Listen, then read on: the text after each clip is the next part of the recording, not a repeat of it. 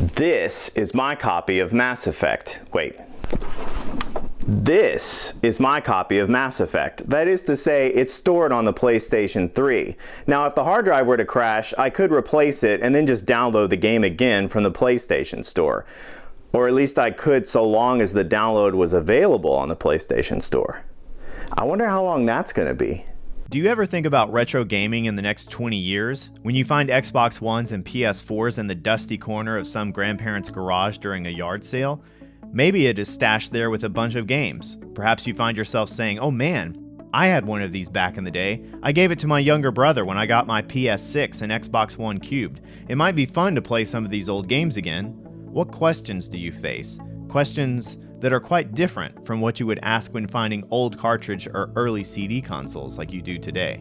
Are there digital copies of games on the hard drive? What games are on there? Did the previous owner set the system to log them in automatically on startup, or is it password protected? Are used consoles such as this going to be worth nothing due to the digital era in which they were released, or is each one going to be a dice roll for acquiring a system with tons of digital games that can be played offline, stored under a profile that is not password protected? Now, many of you might say, that's okay, I only buy physical copies of games, and I understand where you're coming from, but then let me ask you this. Have you ever had to download a patch for those games? Have you ever bought a physical copy of a game that needed a day one patch in order to work properly? And are you going to remember the names of those games when you're garage sale hunting in the year 2038? And when you find something, are the servers still going to have those patches available to download at the time?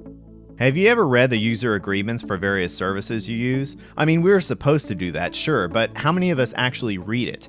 I'll point out one line from the PlayStation Network at the time of this video's creation.